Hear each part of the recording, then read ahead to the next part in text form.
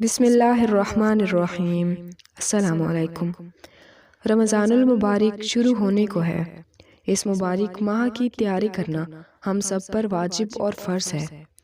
ہماری روزمرہ زندگی میں جب بھی کوئی تھوڑا سا بھی اہم کام ہمارے لیے کرنے کے لیے آ جاتا ہے، مثلاً کسی کی شادی ہو یا کوئی مہمان آنے والا ہو، تو ہم اس کام کو پورا کرنے کے لیے پہلے سے ہی تیاری کرتے ہیں اور وقت آنے پر سب تیار ہوتا ہے۔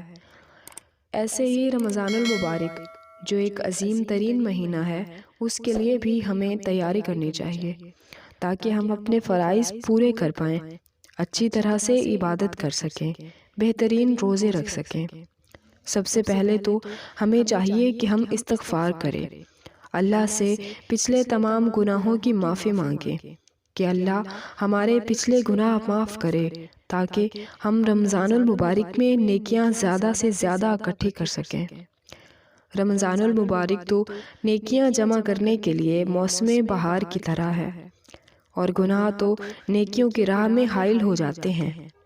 اسی لیے رمضان سے پہلے ہی ہم اپنے گناہوں کی معافی مانگ لیں اور اللہ ہمیں بخش دے، اور ہم رمضان میں گناہوں کا بوجھ لیے داخل نہ ہوں، بلکہ توبہ کے ساتھ، سچی توبہ کے ساتھ داخل ہوں، تاکہ نیکیوں کا سلسلہ شروع ہو جائے اور گناہ آڑے نہ آئیں۔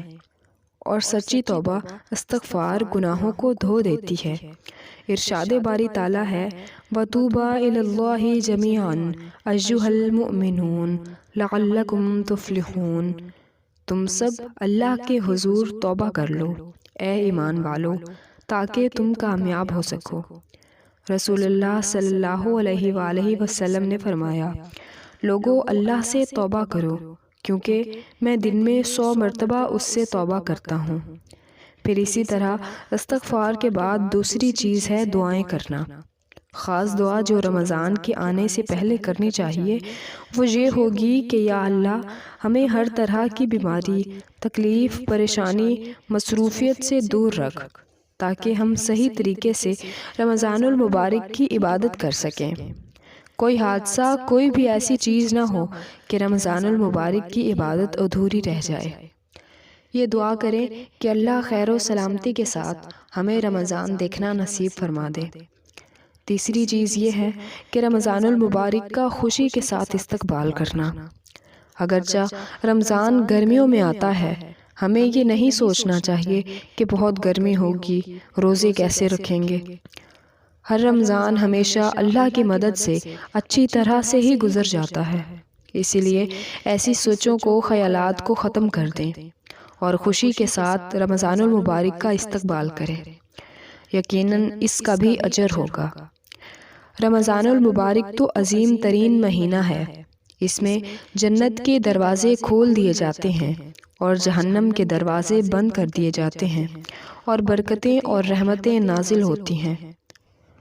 ہمیں نیکیاں سمیٹنے کے اس خاص موقع اور اللہ کے دیے ہوئے تحفے کی قدر کرتے ہوئے چاہیے کہ ہم خوب عبادت کریں کہ جو کوئی کمی پچھلے رمضان میں اگر رہ گئی، اس بار وہ بھی نہ ہو انشاءاللہ۔ اللہ تعالیٰ ہر کسی کو خوب عبادت کرنے اور توبہ کرنے کی توفیق عطا کرے۔ آمین۔ وما علینا الا البلاغ المبین۔